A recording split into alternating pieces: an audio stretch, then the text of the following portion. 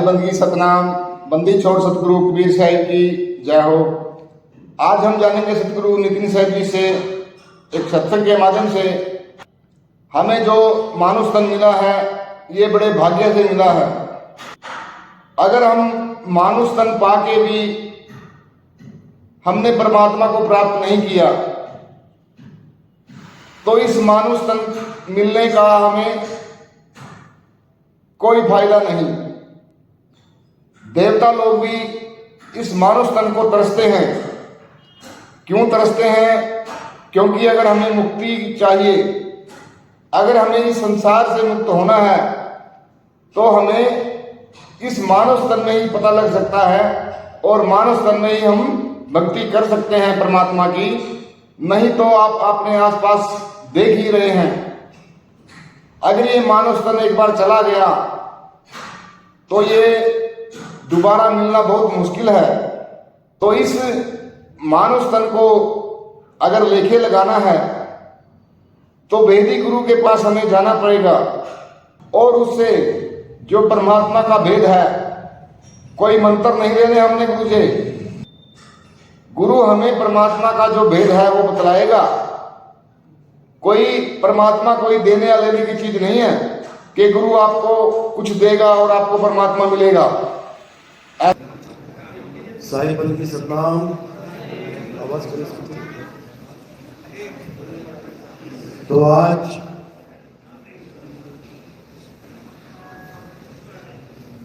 गजराला में नए वर्ष के उपलक्ष्य में परमपिता परमात्मा के मूल ज्ञान का सत्संग होने जा रहा है।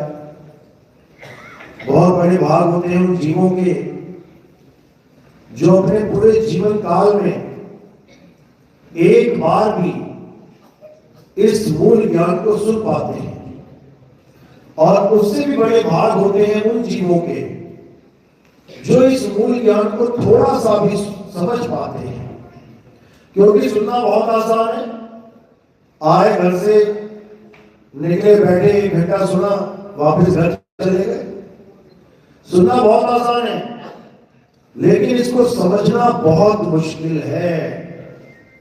इसको समझना इतना मुश्किल है कि आप सोच भी नहीं सकते। समझ केवल उसी को आता है जिस पर परमात्मा की दया होती है, जिस पर मालिक की पूरी दया हो जाती है, वो इस ज्ञान को समझ जाता है। उसका विवेक ऐसा जागता है कि एक एक बात उसको समझ में आने लग जाती है। नहीं तो बड़े बड़े ऋषि मुनि इस ज्ञान को समझने में फेल हो गए। कैसे फेल हो गए, क्या हुआ, आज इसका पूरा खुलासा करेंगे। और मालिक से अरदास करूंगा कि आप लोग पास हो जाओ, आप मत फेल हो जाना कहीं। क्योंकि ये एक जन्म मिला है, इंसानी जन्म, 1,84 भोगने के बाद एक जन्म मिला है, इंसानी जन्म। अगर ये जन्म बर्बाद कर दिया तो दोबारा से वही उसी चक्कर में आ जाओगे। हाथी, घोड़ा, कुत्ता, बिल्ली, शेर, सांप, बिच्छू, चींटी, इसी चक्कर में आ जाओगे। फिर कोई तुम्हें पूछने वाला नहीं मिलेगा कि क्या हाल चाल है। आज तो पूछ लेते हैं फोन करके, क्या क्या हाल है भाई, हाँ ठीक है। फिर कसाई के दरवाजे पे खड़े हो जाओगे बकरा बन के, कोई नहीं पूछेगा क्या हाल है, कोई बचाएगा नहीं। बार बार मरना पड़ेगा, बार बार कटना पड़ेगा। तो इस सब से छुटकारा कैसे मिले, बार बार जन्म मृत्यु से छुटकारा कैसे मिले, ये आज आपको अच्छी तरह समझाएंगे। और जिस पे मालिक की दया होगी वो समझ जाएगा। तो सत्संग शुरू करने से पहले परमात्मा के नाम पे जयकारा लगाएंगे और फिर सत्संग शुरू करेंगे। बोलिए परमपिता परमात्मा की, सतगुरु बंदी छोड़ कबीर साहिब की, सभी संतों की, सभी भक्तों की, सत्संग कराने वालों की, इनके गांव नगर बस्ती की, आज के आनंद की, सकल हंस को बंदगी साहिब बंदगी।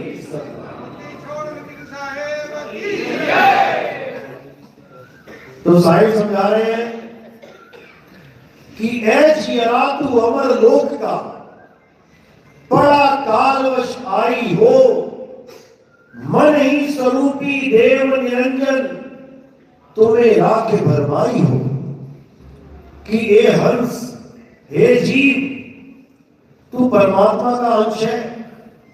कहते भी ना, ईश्वर अंश जीव अविनाशी। तू अविनाशी परमात्मा का ही अविनाशी अंश है। लेकिन इस दुनिया में, इस काल के लोक में, इस मृत्यु लोक में तू उलझ के रह गया। तुझे काल ने नाना प्रकार की योनियों में डाला। चींटी से लेके हाथी, हाथी से लेके वेल मछली तक तुझे हर योनि का स्वाद दिया उसने। क्यों? क्योंकि तू अपने घर को भूल गया है। तू अपने घर को भूल गया, तू वापस नहीं जा पा रहा है। आ तो गया, अब वापस क्यों नहीं जा पा रहा है? मन ही स्वरूपी देव निरंजन तुम्हें राखे भरमाई हो। ये मन स्वरूपी काल निरंजन ने तुम्हें ऐसा जकड़ लिया है, ऐसा भरमा दिया है कि अब तुम्हें अपने घर का रास्ता नहीं मिल रहा। 5, 25, 3 का पिंजरा, वाह में तुमको राखे हो और तुमको बिसर गई सुध घर की, ये महिमा अपनी भाके हो। 5, 25, 3 के पिंजरे में तुम्हें रखा गया है। कहां है ये 5, 25, 3 का पिंजरा? ये काया है। 5 तत्व, 25 प्रकृति, 3 गुण। 5, 25, 3 का पिंजरा, ये पिंजरा है। ये तुम नहीं हो कि तुम सोचो कि मैं ये हूं। ये पिंजरा है तुम्हारा। कैसा पिंजरा मिला है तुम्हें? या आदमी के रूप का पिंजरा या औरत के रूप का पिंजरा? तुम आदमी और औरत नहीं हो। आदमी और औरत पिंजरा है। और तुम क्या हो? तुम अविनाशी जीव हो, जो इस पिंजरे में तोता बैठा है। पिंजरा लोहे का होता है, तोता भी लोहे का होता है क्या? नहीं होता। इसी प्रकार पिंजरा 5 तत्वों का है। पिंजरा आदमी और औरत जैसा दिखाई दे रहा है। तुम नहीं हो 5 तत्वों के। तुम नहीं हो आदमी और औरत जैसे। तुम्हारा क्या रूप है? तुम्हारा कोई रूप रंग नहीं है। रूप न रेख न रंग, प्रभु 3 गुणाते भिन्न। जब प्रभु भिन्न है तो प्रभु का अंश कैसे हो सकता है रूप रंग में? सोना पीला है तो उसका एक टुकड़ा निकाल के वो लाल कैसे हो सकता है? वो भी पीला ही होगा। इसी प्रकार जो प्रभु, जिसका रूप न रेख न रंग, उसका अंश भी वैसा ही होगा। लेकिन अपने आप को भूल गया है। इसलिए अपने आप को आदमी, अपने आप को औरत, अपने आप को बच्चा, बूढ़ा, जवान समझ रहा है। यही अज्ञान है। और जैसा खुद को जान रहा है, वैसे ही भगवान की तलाश कर रहा है। खुद आदमी बना बैठा है तो भगवान को भी आदमी मान बैठा।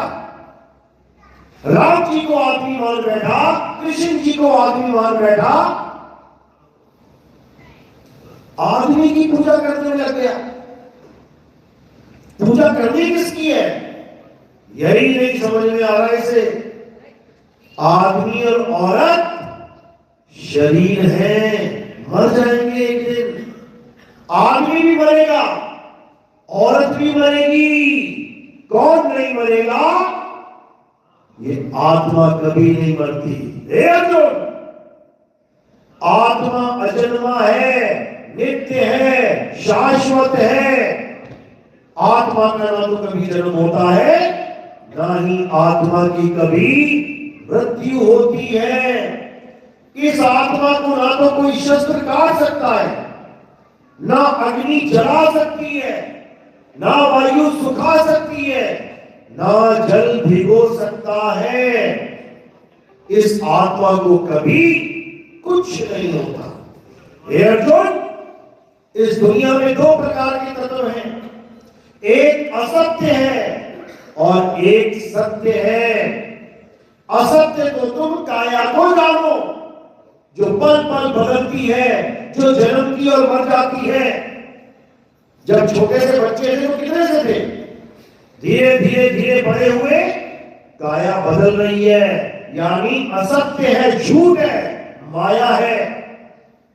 जो माया है वो हमेशा बदलती है।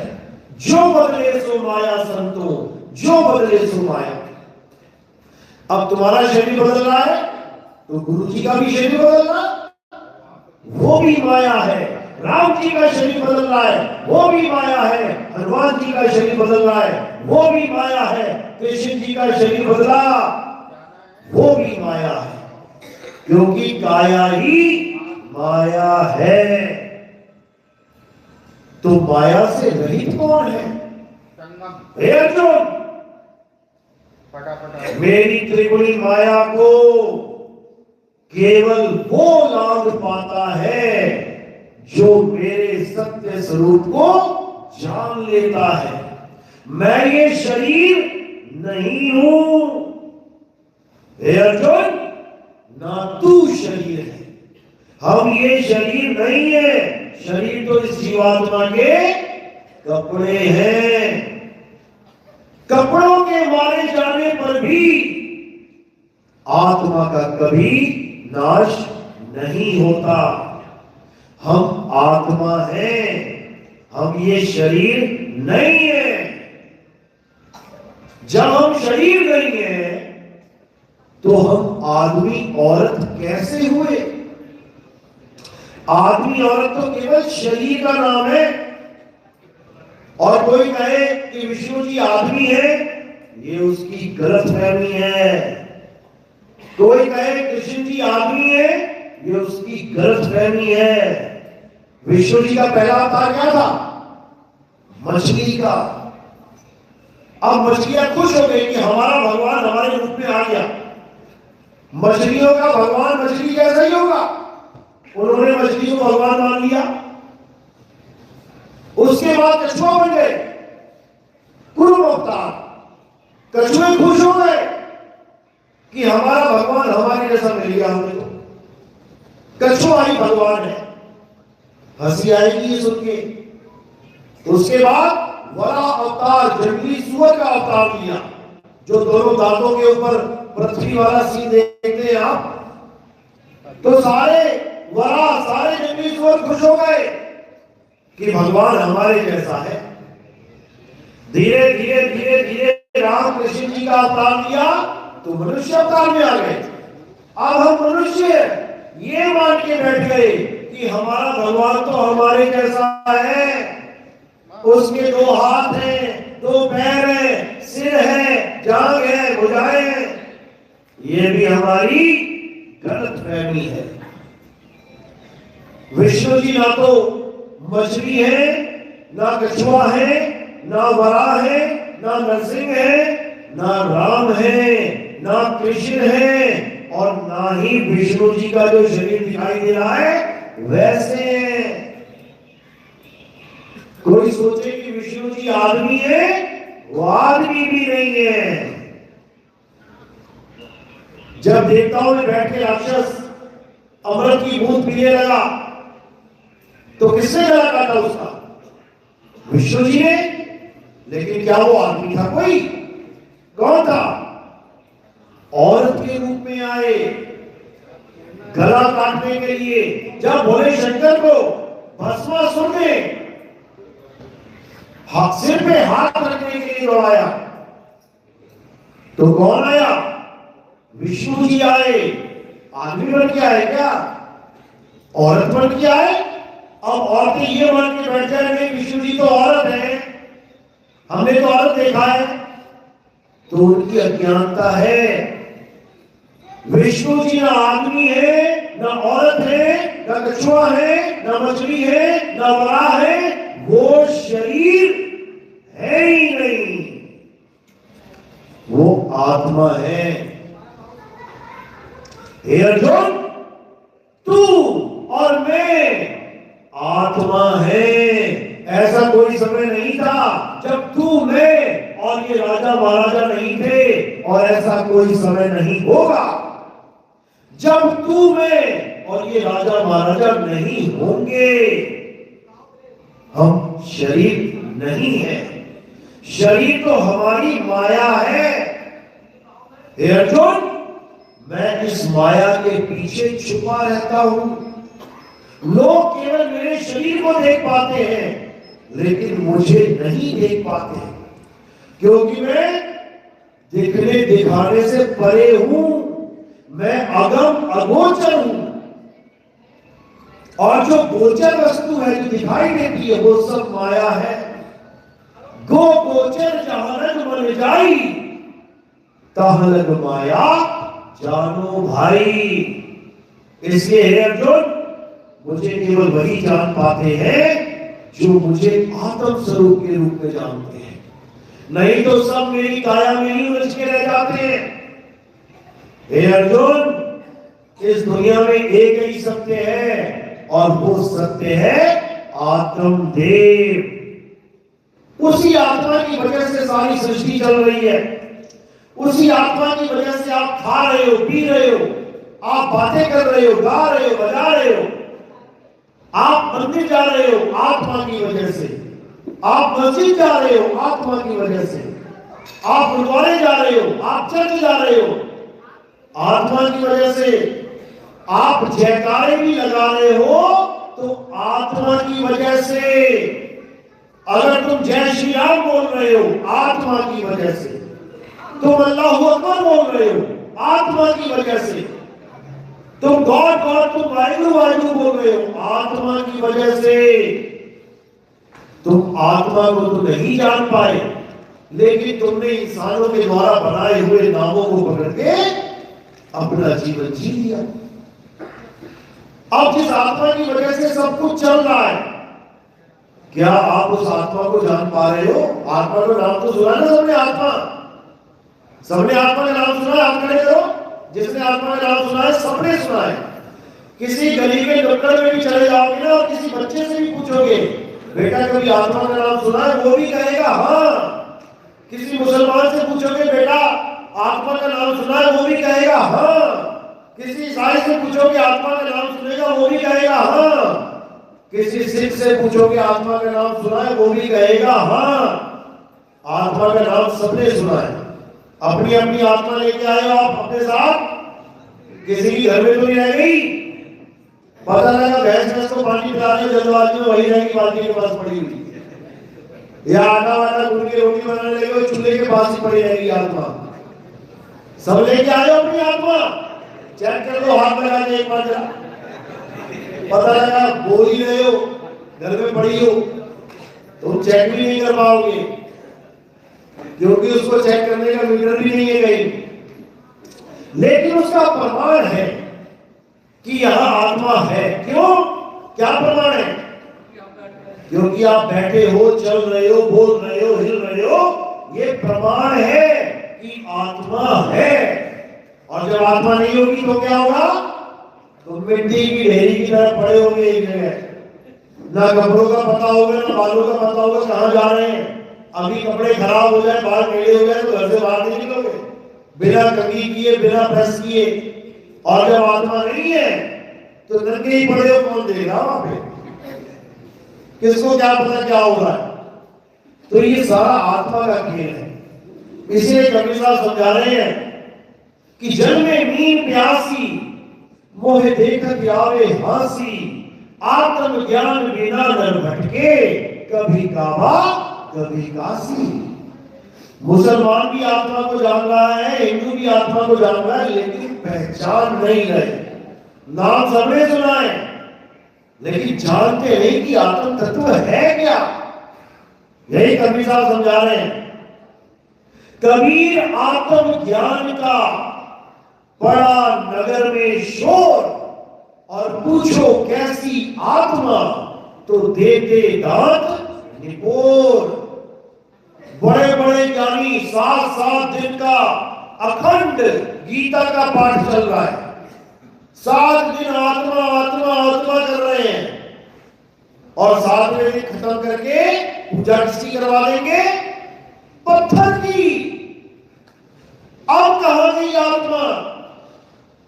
यूट्यूब चैनल देखोगे, बड़े बड़े बाबा जी आत्मज्ञान कर रहे हैं। हे जीव, तू मालिक का अंश है, तेरा कोई अस्त्र शस्त्र तेरा बिगाड़ नहीं सकता, परमात्मा का, भगवान विष्णु का दिव्यास्त्र तेरा कुछ बिगाड़ नहीं सकता, तू आत्मा है, तू आत्मा है। उसके बाद उस बेचारी आत्मा को क्या बुझवा देंगे? पत्थर। आत्मा आत्मा आत्मा करके पत्थर की पूजा करवा दी। ये आत्मज्ञानी नहीं है। तुम्हें आत्मा आत्मा बोल के गोवर्धन पर्वत के चक्कर लगवा दिए। ये आत्मज्ञान नहीं है, ये पत्थर ज्ञान है। क्या राम जी पत्थर के थे या कृष्ण जी पत्थर के थे? ना राम जी पत्थर के थे, ना कृष्ण जी पत्थर के थे। उन्होंने तो पत्थर को भी इंसान बना डाला था। किसको बनाया था? अहिल्या को। अहिल्या को जैसी पैर लगा, वो पत्थर से इंसान बन गई। यानी भगवान इतना महान है कि पत्थर को इंसान बना दे, और इंसान उससे भी बड़ा महान है जो भगवान को ही पत्थर बना दे। ये इंसान की महानता है भाई। साहिब बंदगी चला नहीं, टाइम लगेगा। चलो। कहते जहां कबीर करे गुरुआई, और वहां निरंजन द्वंद्व मचाई। अभी यहां पत्थर के जयकारे लगवा रहा होता तो ये माइक डबल आवाज में बोलता। अब जहां सत्य की बात चली वहां ये भी धोखा दे गया। कहता यार छोड़, बसी बसाई बस्ती उजाड़ेगा मेरी। तो ये होता ही है। आ गई देखो, शर्म है, ऐसी बात नहीं। सुन गई बात उसे। हेलो हेलो, चलो इतनी लाज तो रख ली। तो बात यहां पर है सत्य और असत्य की। सत्य वो होता है जो अखंड है। हे अर्जुन, आत्मा अखंड है। आत्मा को कोई शस्त्र खंडित नहीं कर सकता।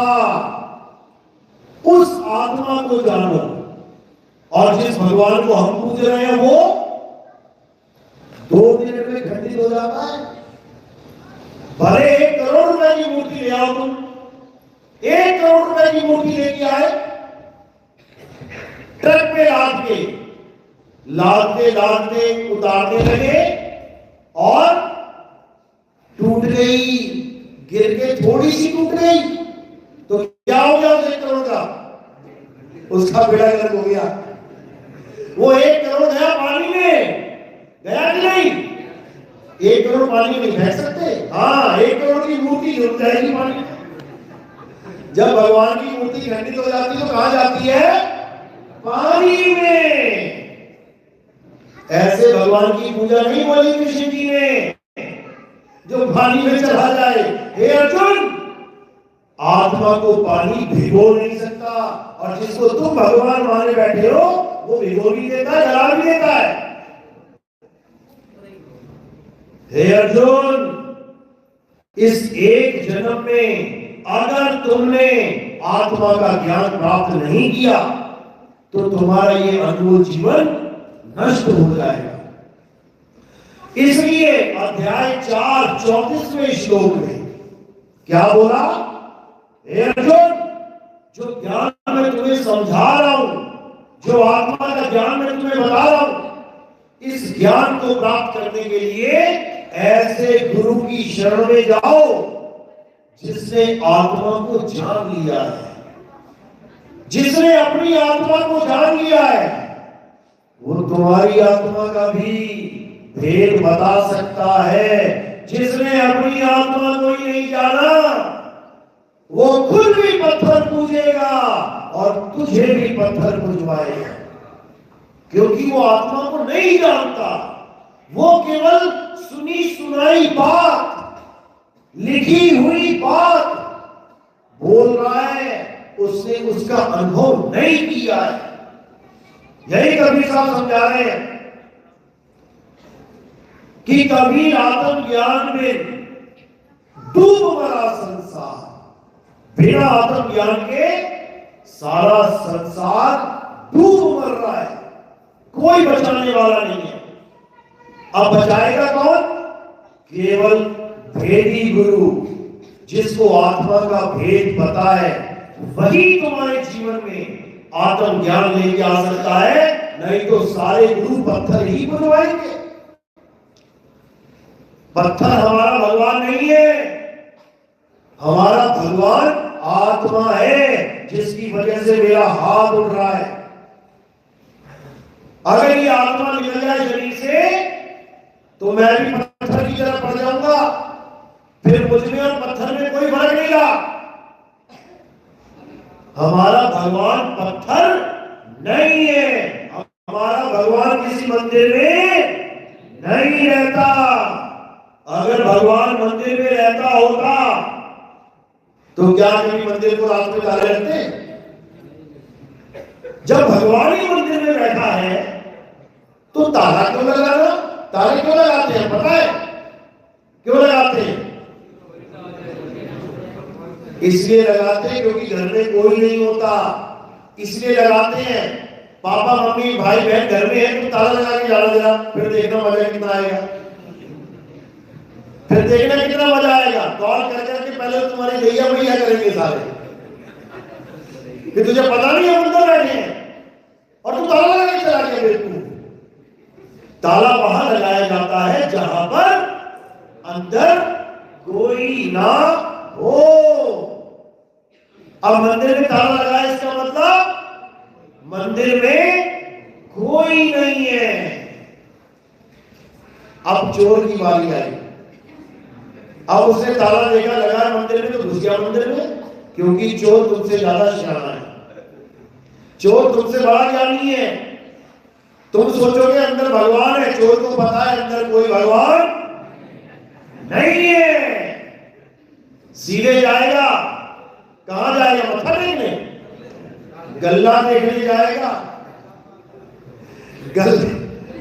गल्ला उठाएगा, सामने भगवान होगा, उसको कोई फर्क नहीं पड़ता, क्योंकि उसको पता है पत्थर है, भगवान नहीं है। गल्ला उठा के ले जाएगा और कौन तुमने बढ़िया वाली मूर्ति लगा दी तो अष्टापों की, तो उसको भी ले जाएगा। तुम्हारा भगवान को उठा के ले गया। तो भैया ऐसा भगवान हमारा नहीं है, क्यों किडनैप हो जाए और इंटरनेशनल मार्केट में उसकी बोली लग जाए। हमारा ऐसा भगवान नहीं है, ना ही किसी संत ने ऐसा भगवान हुआ आज तक।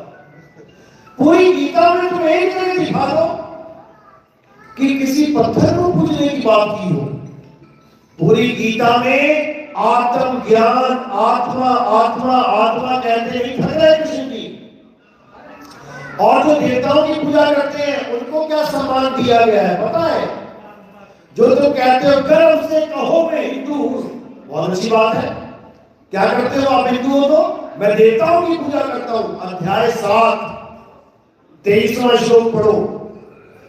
अध्याय 7 23वां श्लोक पढ़ो, उसमें क्या लिखा है? ये जो जिनकी कम अकल होती है, जिनकी बुद्धि कम होती है, जो अल्प बुद्धि लोग होते हैं, वो देवताओं की पूजा करते हैं। पढ़ो जरा, पढ़ो, तुम्हें पता लगे कौन सा सर्टिफिकेट दे रहे हैं कृषि की तुम्हें। जो कम अकल के लोग होते हैं वो देवताओं की पूजा करते हैं। देवताओं से प्राप्त होने वाले फल सीमित और क्षणिक होते हैं। गणेश जी की पूजा करी, मांग लिया कुछ, बहुत बढ़िया अच्छी बात है। गणेश जी ने कार दे दी, तुमने कार मांगी मिल गई, तुमने गणेश जी की फोटो भी लगा दी डैशबोर्ड पे। हफ्ते बाद क्या हुआ? कार का क्रैश हो गया, और सारी कार खत्म, पूरा परिवार खत्म। अब जो क्रेन वाला उठा रहा देख रहा गणेश जी उसी में है, उसी कार में गणेश जी भी है, महेश जी भी है, सब है, लेकिन एक्सीडेंट नहीं बचा पाया। इसीलिए बोला गया गीता में कि देवताओं की पूजा करने वाले कम अकल लोग होते हैं, अल्प बुद्धि जीव है वो, उनको प्राप्त होने वाला बल सीमित और क्षणिक होता है। देवताओं की पूजा करने वाले देवलोक को जाते हैं, पितरों की पूजा करने वाले पितरलोक को जाते हैं, भूतों की पूजा करने वाले भूतों के भी जन्म लेते हैं। हे अर्जुन, ये तीनों अज्ञानी मुझे प्राप्त नहीं कर सकते। क्यों नहीं कर सकते? ऐसा नहीं कि वो किसी जी की पूजा नहीं करते होंगे बीच में, बिल्कुल करते होंगे, लेकिन वो ये कह रहे हैं कि जो मुझे भी देवता मान के पूजा करे, एक इंसान मान के आदमी की तरह देख के मुझे पूजा करे, वो भी मेरी माया से मुक्त नहीं हो सकता, उसको भी वो परम धाम नहीं मिल सकता। क्योंकि अगर कोई मुझे देवता मान के पूजा कर रहा है तो देव भी एक योनि है। जैसे कुत्ता, बिल्ली, हाथी, घोड़ा, नर, नारी, किन्नर, यक्ष, गण, गंधर्व, देव, पितर, राक्षस, चंडाल, ये सब योनियां हैं, यानी शरीर है। जो मुझे शरीर मान के पूजा करता है वो कभी मुझे प्राप्त नहीं कर सकता। क्यों? क्योंकि हे अर्जुन, मैं शरीर नहीं हूं, मैं ये 10 इंद्रियां नहीं हूं, मैं आंख, कान, बाल, हाथ, पैर, मुख नहीं हूं। इसीलिए बार बार समझा रहे हैं कि जो मुझे आत्मा करके जानता है वही ज्ञानी मेरे स्वरूप को पहचानता है। और ये कब पहचान पाएंगे? मुझे आपकी आत्मा का ज्ञान कैसे हो सकता है कि आप एक आत्मा है? मैं कैसे जानूं कि आप एक आत्मा है? मैं कैसे जानूं कि आपकी आत्मा का स्वरूप क्या है? क्या तरीका है उसको जानने का? कोई मीटर लगा है क्या कि टेस्ट करूं मैं वहां पे? जैसे आपके घर में पंखा है, सबके घर में पंखा है, पूरे देश में पंखे लगे हैं, पूरे वर्ल्ड में पंखे लगे हैं, मेरे घर भी लगा है। अब मुझे ये जानना है कि बाकी पंखे कैसे काम कर रहे हैं, उनको चलाने वाला करंट कैसा है। तो मुझे किसी और के पास जाकर वहां चेक करने की जरूरत नहीं है। क्या करना पड़ेगा? अपने ही पंखे में जो करंट आ रहा है उसमें उंगली लगा के देख लेना है। जो करंट मुझ में है, मेरे पंखे में है, वही करंट आप में भी है। आपको जानना है तो खुद को जानना पड़ेगा। जब खुद को जान गया तो राम जी को भी जान गया, श्याम जी को भी जान गया, हनुमान जी को भी जान गया। क्योंकि हमारे राम, हमारे श्याम, हमारे हनुमान शरीर नहीं है, आत्मा है। यही कबीर साहब समझा रहे हैं। राम रहीमा एक है, अरे कृष्ण करीमा एक है। कहन सुनन में दो दो करके वो जानते, जिन्हें सतगुरु मिलाना हो। झगड़े करते हैं लोग आज, और हिंदू मुसलमान का झगड़ा नहीं, ये हिंदुओं में भी झगड़ा चल रहा है। कौन सा? देवों का देव कौन है? देवों का देव महादेव कौन है? ऐसों वालों से पूछो जाके, जो कृष्ण जी के भगत है, कहते हैं देखो जी सारे देवताओं का हम आदर करते हैं, लेकिन परमात्मा केवल एक विष्णु जी ही है, वही राम, वही कृष्ण बन के आते हैं। तो भोले शंकर वाले कब है क्या? वो कहते हैं अच्छा तो समुद्र के किनारे 3 दिन भक्ति किसकी करी थी उन्होंने? किसकी करी थी? यानी परमात्मा भी किसी की भक्ति करता है क्या? तो उनका मुंह बंद हो जाता है बेचारों का। यूट्यूब भरा पड़ा है झगड़ों से। शंकर जी और विष्णु जी के भक्तों में पूरा झगड़ा चलता है। अभी आपको नहीं पता। आप दोनों को एक मान सकते हो कि चलो ठीक है, विष्णु जी, राम जी, कृष्ण जी, हनुमान जी सब एक हैं। वो ना मानते, वो ना मानते। वो केवल विष्णु जी को परमात्मा मानते हैं, बाकी देवी देवताओं की पूजा भी मना कर देते हैं वो लोग। अध्याय 7 पढ़ा पढ़ा के, लेकिन वो खुद नहीं समझ पाए कि विष्णु जी क्या है। हे अर्जुन, मैं आत्मदेव हूं। मेरा ना तो कभी जन्म होता है, ना ही मेरी मृत्यु होती है। इसी प्रकार तुम्हारा भी कभी जन्म नहीं होता, तुम्हारी भी कभी मृत्यु नहीं होती है। सब अविनाशी हैं। गुरु ग्रंथ साहब में इसलिए बोल दिया गया, सब गोविंद है, सब गोविंद है। गोविंद भाषा कोई, बिना गोविंद के कोई है ही नहीं। इसी को बोला गया, तुझ में राम, मुझ में राम, सब में राम समाया। सबसे कर लो प्रेम, जगत में कोई नहीं पराया। अब बोलते तो है तुझ में राम, मुझ में राम, और जब रामनवमी आती है तो कहां जाते हैं ढूंढने राम को? मंदिर में। अब कहा गया तेरा राम मेरा राम? क्योंकि ये केवल भजन में ही अच्छा लगता है, ये दिमाग में नहीं आता किसी के। भजन गाते भी है, मेरे रोम रोम में बसने वाले राम, मैं तुमसे क्या मांगू। और जब मंदिर जाता है, रोम रोम ढूंढने कहां जाता है? मंदिर में जा रहा है रोम रोम ढूंढने, और गा रहा है तुझसे क्या मांगू, और ये लंबी लिस्ट लेके जाता है, मुझे ये चाहिए, मुझे ये चाहिए, भगवान ये चाहिए, ये चाहिए।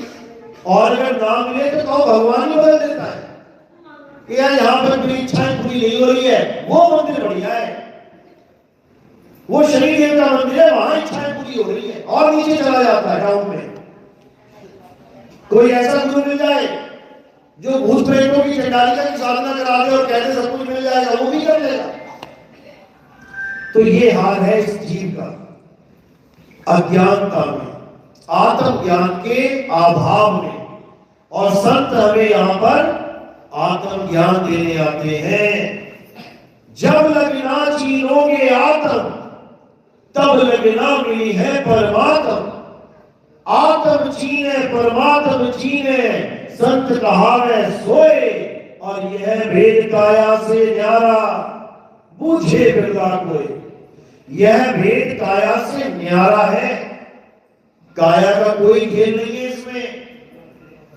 काया तो केवल एक जरिया है इस ज्ञान को समझने का। ये इंसानी जन्म मिला है ज्ञान समझने के लिए। कुत्ता बिल्ली हाथी घोड़ा बकरा बन गए तो कोई सत्संग नहीं मिलेगा कभी। सत्संग केवल मनुष्य चोले में मिलेगा। पूजा तो बंदर बन के भी कर सकते हो। देखो बदाली मूर्ति सामने रखता है, बंदर को डंडा दिखाता है, बंदर उठाता है, धूप अगरबत्ती और चालू हो जाता है पूजा करना। हाथी से शिवलिंग में जल चढ़वा दिया जाता है, ट्रेंड करा करा के। ये सब तो कर लोगे, लेकिन अपने आत्म स्वरूप को नहीं जान सकता। और जब तक अपना आत्म स्वरूप नहीं मिलेगा, तब तक इसी जन्मों जन्मों में भटकते रहोगे, कोई बचाने वाला नहीं। तो भगवान को खोजना है, मालिक को खोजना है, तो कहां खोजना है?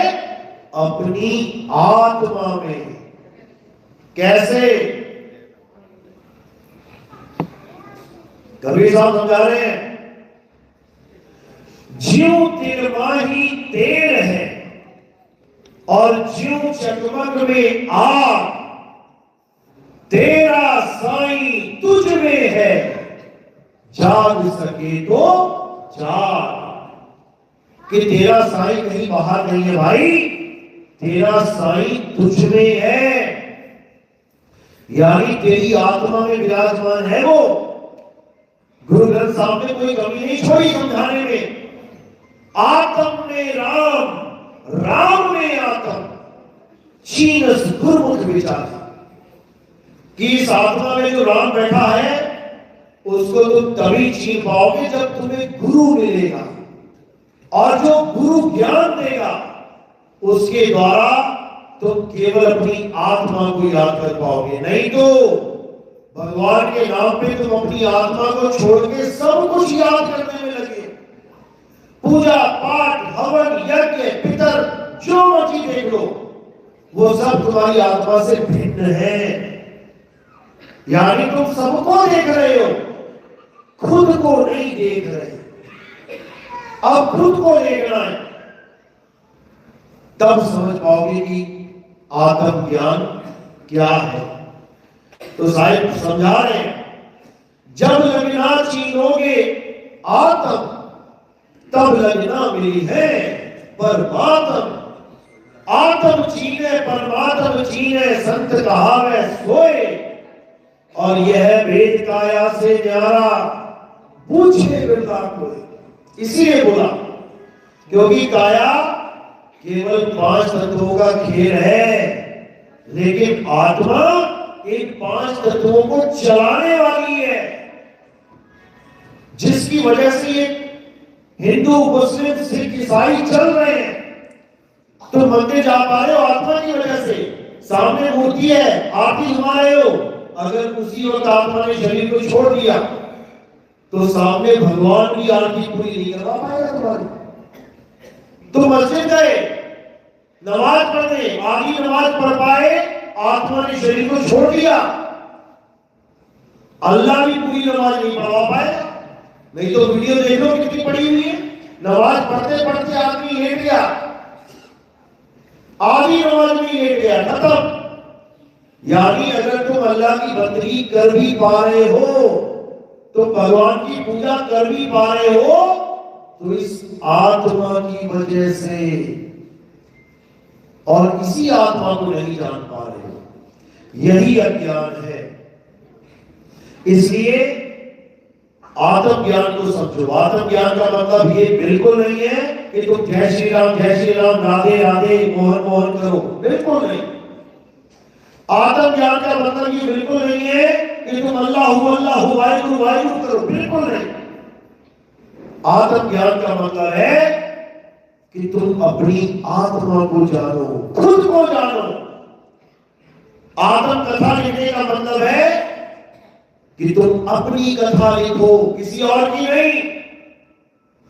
आत्म हत्या का मतलब है तुम अपनी हत्या करो, किसी और की नहीं। आत्म रक्षा का मतलब है तुम अपनी रक्षा करो, किसी और की नहीं। आत्म कल्याण का मतलब है तुम अपना कल्याण करो, किसी और का नहीं।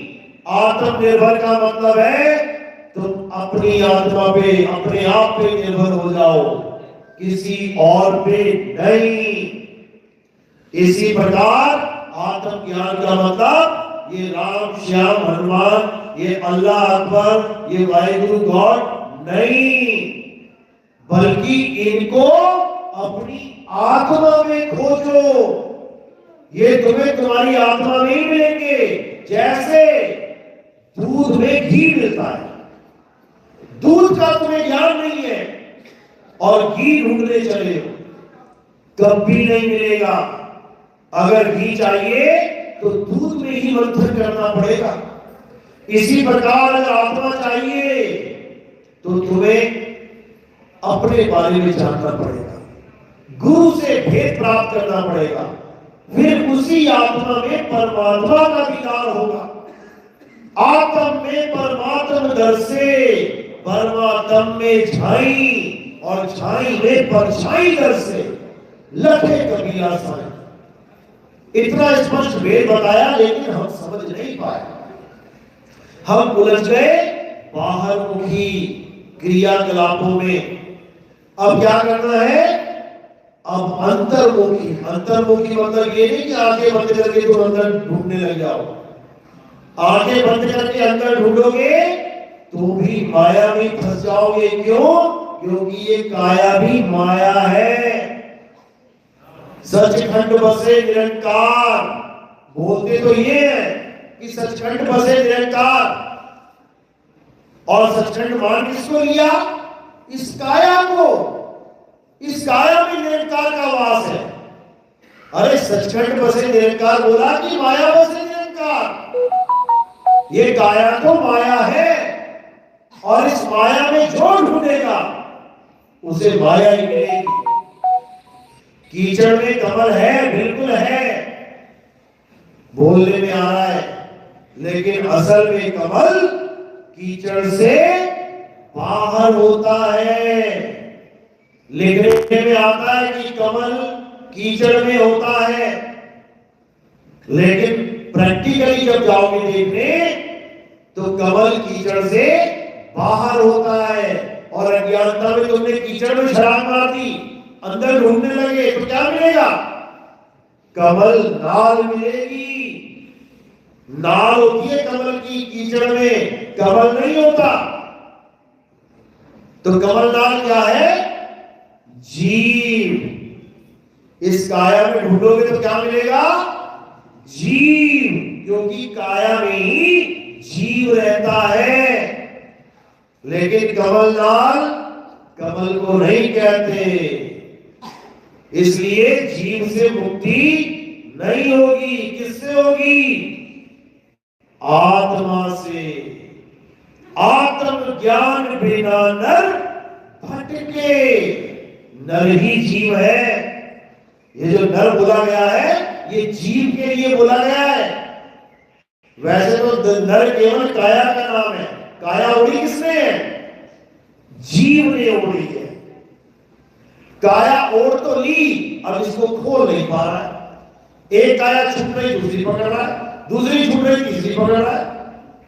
जब तक इसको आत्मज्ञान नहीं हो गया, यानी जिन मकानों में ये रहना सीख गया, अब इन मकानों को छोड़ के, किराए के मकानों को छोड़ के अपने असली घर में एंट्री नहीं कर गया, तब तक इसका जन्म मरण कभी खत्म नहीं हो सकता। अब जितने भी गुरु मिल रहे हैं इसको, सब उलझाने वाले मिल रहे हैं। सब उलझाने वाले। कैसे? कोई कह रहा मंदिर जा, तू हिंदू है। कोई कह रहा मस्जिद जा, तू मुसलमान है। कोई कह रहा है गिरजाघर जा, कोई कह रहा है गुरुद्वारे जा। क्योंकि ये केवल शरीर को पहचान रहे हैं। टोपी पहन ली, मुल्ला जी है। पगड़ी पहन ली, सरदार जी है। टीका लगा लिया, हिंदू है। चर्च में का क्रॉस पहन लिया, ईसाई है। लेकिन कोई ये नहीं जान पा रहा है कि इस काया में रहने वाला जीव वो अविनाशी है। उस जीव की करवानी है। कैसे होगी? जब वो पी हो जाए। गंगा की मुक्ति करवानी है। हर स्टेट में बांध लगा दिए गंगा के ऊपर। कैसे होगी गंगा की मुक्ति? जब वो समुद्र में समा जाएगी। अब लगा के दिखाओ बांध जरा, अब लगा के दिखाओ बांध। अब कोई बांध नहीं लगा पाएगा, क्योंकि वो बंधन मुक्त हो गई। अब हमें भी ऐसा परमात्मा चाहिए जो बंधन में ना हो। बंधन क्या है? ये है बंधन। ये बांध लगे पड़े। हर जीव को बांधा जा चुका है बांध में। और अगर हम बंधे हुए की पूजा करने लग जाए, बंधे हुए को परमात्मा मानने लग जाए, तो ये कोरा अज्ञान है। बंधे को बंधा मिला, छूटे कौन उपाय, कर सेवा निर्बंध की, जो पल में लेट छुड़ाए। बंधन से कैसे मुक्त होगे? जब तुम्हें ऐसा गुरु मिलेगा जो निर्बंध परमात्मा की साधना तुम्हें बताएगा कि कैसे करनी है। ना तो परमात्मा इस शरीर में आता है, और ना ही तुम इस शरीर में आओगे। लेकिन अगर तुम ऐसे परमात्मा की पूजा करने लगे जो बार बार शरीर में आता है, तो तुम्हारे बस की बात नहीं है मुक्त होना। इसलिए कबीर साहब बिल्कुल क्लियर बता रहे हैं कि गुरु को मानुष जानते और चरण अमृत को पान, ते नर नर के जाएंगे जन्म जन्म होए स्वान। जो गुरु को मनुष्य मानते हैं, मनुष्य मानते हैं मतलब गले में लॉकेट लटका रखा है, ये कौन है? मेरे गुरु जी है। अच्छा, तेरे गुरु जी की आंख भी है, तेरे गुरु जी की नाक भी है, तेरे गुरु जी की गर्दन भी है, फिर तो एक दिन मरेगा तेरा गुरु। क्योंकि आंख, नाक, गर्दन, हाथ, पैर ये सब एक दिन मिट्टी हो जाएंगे। अगर तेरा गुरु शरीर है तो वो मरेगा, और जिसका गुरु ही मर जाए उसका चेला कैसे बचेगा? तो कह रहे गुरु को मानुष जानते चरणामृत को पान, ते नर नर के जाएंगे जन्म जन्म होए स्वान। यानी चरणामृत को पानी मत मान लेना कि पानी समझ के पी रहे हो। चरणामृत का मतलब है कि तुम्हें अमृत का ज्ञान मिलने वाला है। वो है चरणामृत जिससे मन झुकता है। अहंकारी मन कभी किसी गुरु का चरणामृत ले ही नहीं सकता, क्योंकि वो तो ये सोचेगा मैं तो डीसी हूं, मैं तो सीएम हूं, मैं तो पीएम हूं, मैं तो ये हूं, मैं तो वो हूं। वो कभी गुरु के अधीन नहीं आ सकता। तो उन लोगों के लिए क्या बोला कि वो कभी पार नहीं हो पाएंगे, क्योंकि जब तक उनका अहंकार नहीं खत्म हुआ तब तक वो देह को छोड़ ही नहीं पाएंगे, क्योंकि सारे अहंकार देह से हैं। अगर तुम्हें अहंकार है कि तुम ज्यादा सुंदर हो तो याद रखना कि तुम कभी अपने स्वरूप को प्राप्त कर ही नहीं सकते। क्यों? क्योंकि तुम्हें अपने नकली स्वरूप का अहंकार हो गया, तुम्हें इस चमड़ी का अहंकार हो गया, मैं बहुत सुंदर हूं, तो तुम अपने आप को ये चमड़ा मान रहे हो। और जिसने अपने आप को चमड़ा मान लिया वो क्या मुक्त हो पाएगा? जिसने अपने आप को समझ लिया कि मैं एमएलए हूं, इसका मतलब उसने आपको अपने आप को आदमी मान लिया। आदमी तो बनता है एमएलए।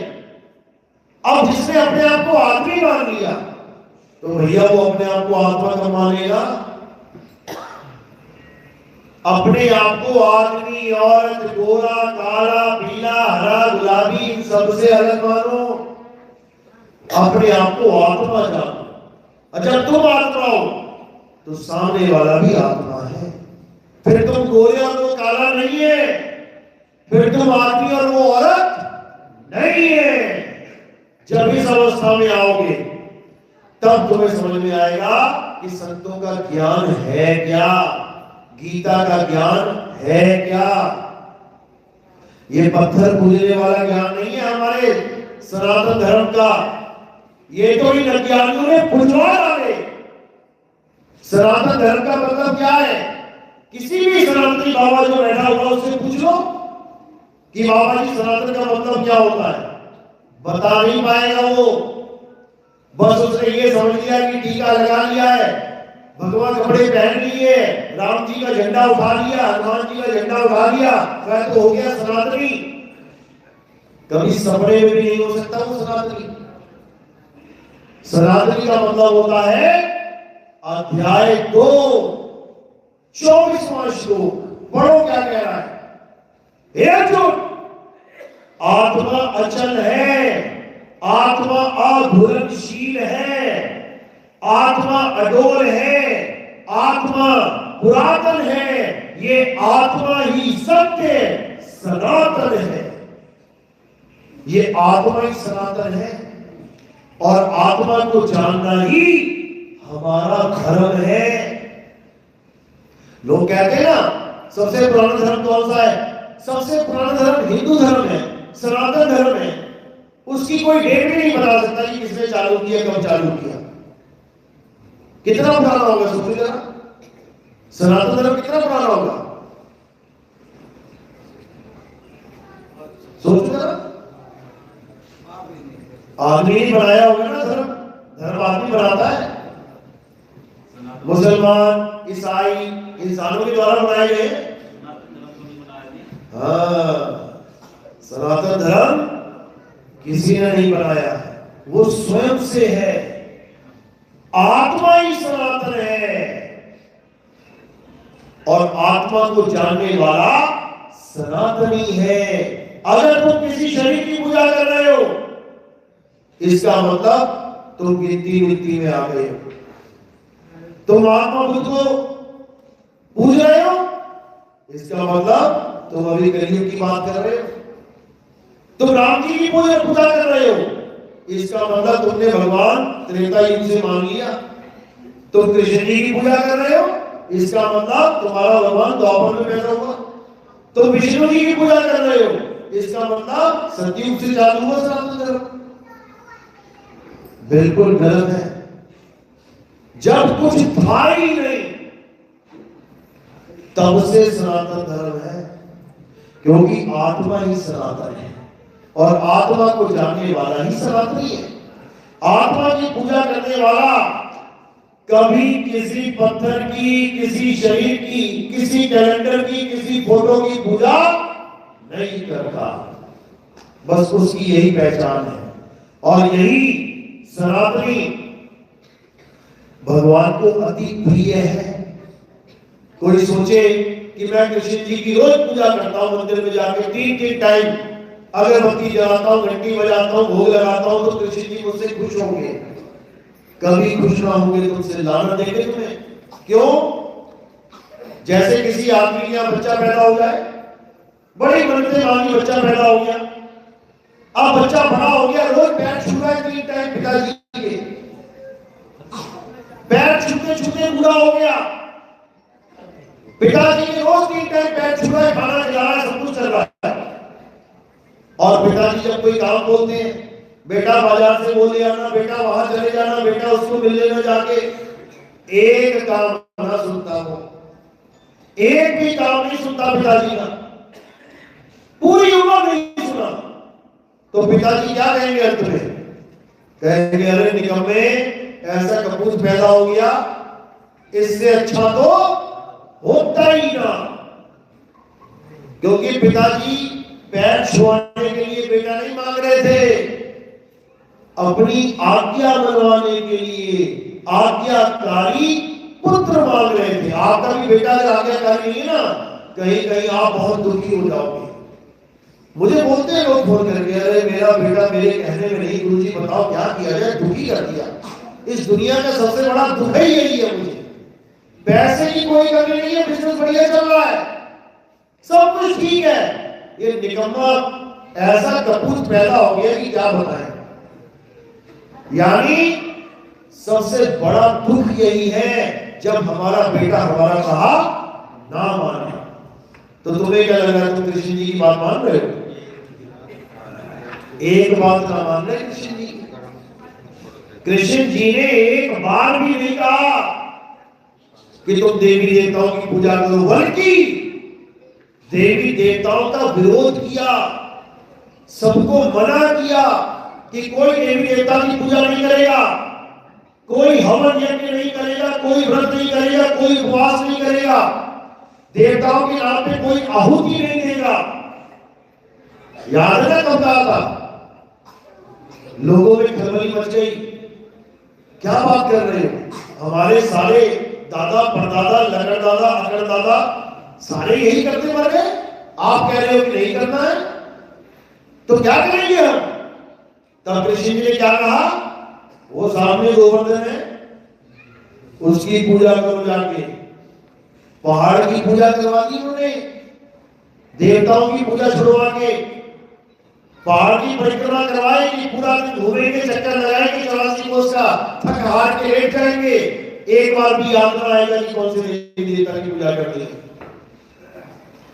देवताओं को पता लगा कि कृष्ण जी ने ये हुक्म दे दिया, आ गए नाराज होके, आ गया देवताओं का राजा इंद्र, क्या करने लगा? घनघोर बारिश कर दी, कहता डुबो के मारेंगे इनको। कौन मारना चाहता तुम्हें? राक्षस। देवताओं का राजा, तुम्हारी जान का दुश्मन, जब वो आया और उसने घनघोर बारिश करी तो कृष्ण जी ने क्या किया? एक ही उंगली पे पूरा पर्वत उठा के सबको बचा दिया। जो देवताओं के राजा से तुम्हें बचा रहा है, बताओ वो कब हुक्म देगा तुम्हें कि देवताओं की पूजा करो? एक बार भी नहीं बोला उन्होंने ये जरूर बोला कि जब तक तुम हमारे आत्मज्ञान को नहीं समझ पाते, तब तक अगर तुम देवताओं की पूजा करना चाहो तो मैं तुम्हारे मन को स्थिरता देता हूं। अध्याय 7 में लिखा है कि अगर कोई अपने मन से किसी देवी देवता की पूजा करना चाहे तो मैं उसके मन को स्थिर कर देता हूं कि चल ठीक है, जब तक तू आत्मज्ञान को नहीं समझ पा रहा है, पूज ले गणेश को, पूज ले महेश को, पूज ले शनिदेव को। लेकिन जब तेरे जीवन में विवेकी गुरु आ गया, फिर इन सबको छोड़ देना।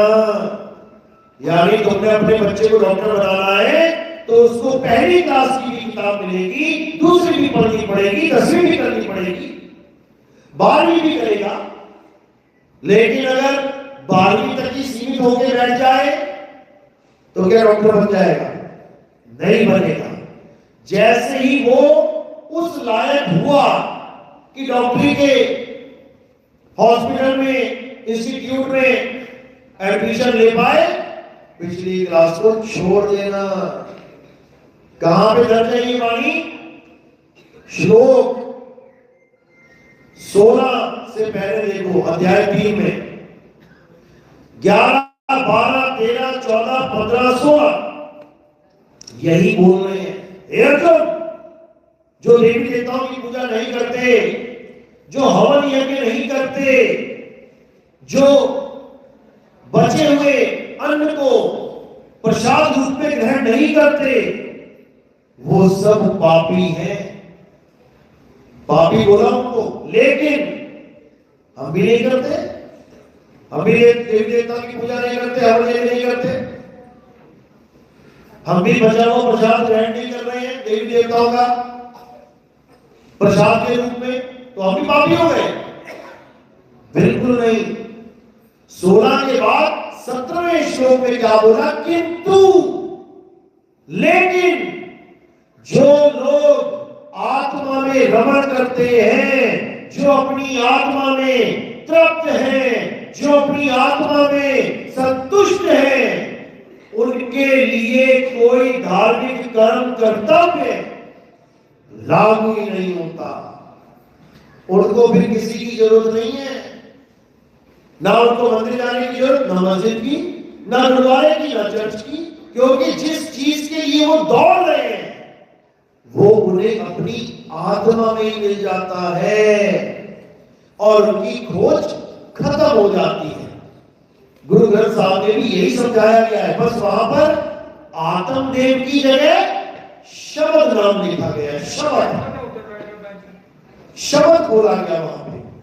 कहते जो प्रभु को मिलवो चाहे तो खोज शब्द में ले, शब्द में खोज अपने प्रभु को। कौन से शब्द में? कहां पर है मेरा प्रभु, कहां पे मेरा राम? आत्म में राम, राम में आत्मा। आत्मा कह लो, शब्द कह लो, जो मर्जी कह लो, एक ही वस्तु है। इसको समझना है, और जो इसको समझता जाएगा वो एक सतनाम के झंडे के नीचे आता जाएगा। फिर उसको किसी और की पूजा करने की जरूरत नहीं है, फिर उसको सतनाम मिलेगा। सतनाम यानी उसका अपना स्वरूप। साहिब समझा रहे हैं, सत्य नाम कोई नाम नहीं, ये है आपन रूप, और जो जाने इस भेद को पावे आप स्वरूप। जो इस भेद को जान जाता है कि सतनाम कोई मंत्र नहीं है, कि कोई कहे कि ओम सोहम सतनाम है, नहीं है। कोई कहे सोहम सोहम सोहम ये सतनाम है, नहीं है। कोई कहे मंत्र है, कोई जपना पड़ेगा सतनाम सतनाम सतनाम, ये भी नहीं है। सतनाम क्या है? सतनाम तुम्हारा आत्म स्वरूप है, जिसका ना कोई आदि है ना कोई अंत है, वही सार है, उसी को जानना है। सत्य नाम है सार, बूझो संत विवेक करी, उतरो भवजल पार, सतगुरु का उपदेश यही। इसी सार को जानना है बस। सतगुरु ऐसा चाहिए जैसा सूप सुहाए और सार सार तो गही रहे, थोथा दे उड़ाए। इस आत्मदेव के अलावा सब थोथा है। हे अर्जुन, इस आत्मा के अलावा हर वस्तु नाशवान है, और ये नाशवान जगत माया का है, ये माया का देश है। इसीलिए इसे मायावी संसार कहा जाता है। जो अपनी आत्मा में स्थित हो जाते हैं वो स्थित प्रज्ञ कहलाते हैं। स्थित प्रज्ञ कभी किसी लोक में नहीं जाता, ना वो स्वर्ग में जाता है ना वो नरक में जाता है। कबीर साहब समझा रहे हैं, अरे अज्ञानी को स्वर्ग नरक है, हरि जाने को नहीं, और जिस भाव से सब लोग डरते हैं सो भय हमरे नहीं।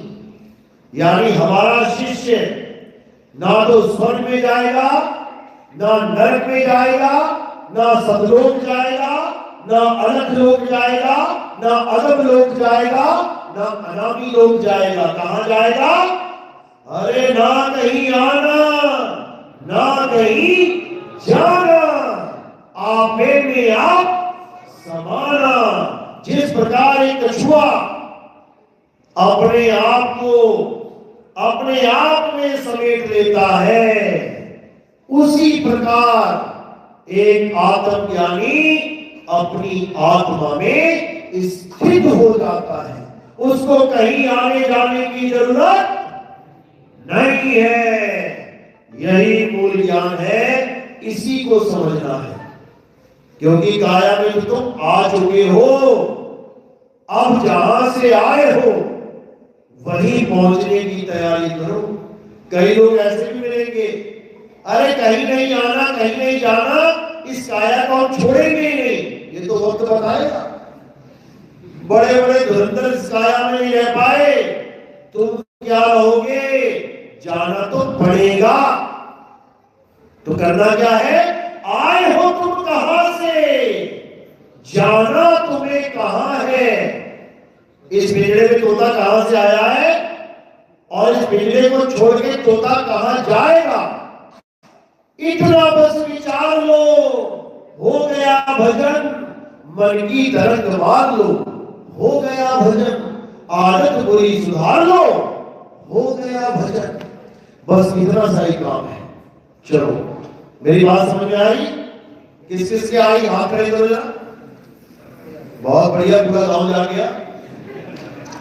अच्छी बात है, क्योंकि जागृति होनी चाहिए। आत्म ज्ञान ही वो गुप्त ज्ञान है जो सनातन धर्म की नींव है। अगर सनातन धर्म कहला रहा है और आत्म ज्ञान नहीं है तो वो सनातन धर्म है ही नहीं। अगर एक्टिंग नहीं आती तो कोई एक्टर हो ही नहीं सकता, पेंटिंग नहीं आती तो कोई पेंटर हो ही नहीं सकता, मैकेनिकी नहीं आती तो कोई मैकेनिक हो ही नहीं सकता। इसी प्रकार अगर आत्मज्ञान नहीं है तो कोई सनातनी हो ही नहीं सकता। सनातनी बनना है तो सनातन का ज्ञान प्राप्त करो, शरीरों का नहीं। कि पैर में तीर लगा, शरीर मर गया तो उसको भगवान मान बैठो। किसके पैर में तीर लगा था? कृष्ण जी के। और वो महिमा किसकी गा रहे हैं? हे अर्जुन, इस आत्मा को कोई शस्त्र काट नहीं सकता। तो जिसके पैर में तीर लग गया वो महान है, या जिसकी महिमा वो गा रहे हैं वो महान है? उसको समझ लो। पूजा उसकी करो जिसको तीर छू नहीं सकता, अग्नि जला नहीं सकती, वायु सुखा नहीं सकती, जल भिगो नहीं सकता। वो है देवों का देव, महादेव, आत्मदेव। तो उसी आत्मदेव के चरणों में बंदगी करते हुए आज का सत्संग यही समाप्त करते हैं। अब आरती का समय है। आरती कैसे करते हैं हमारे पंथ में समझ लो। हमारे पंथ में किसी पत्थर, फोटो, कैलेंडर की पूजा, आरती नहीं होती।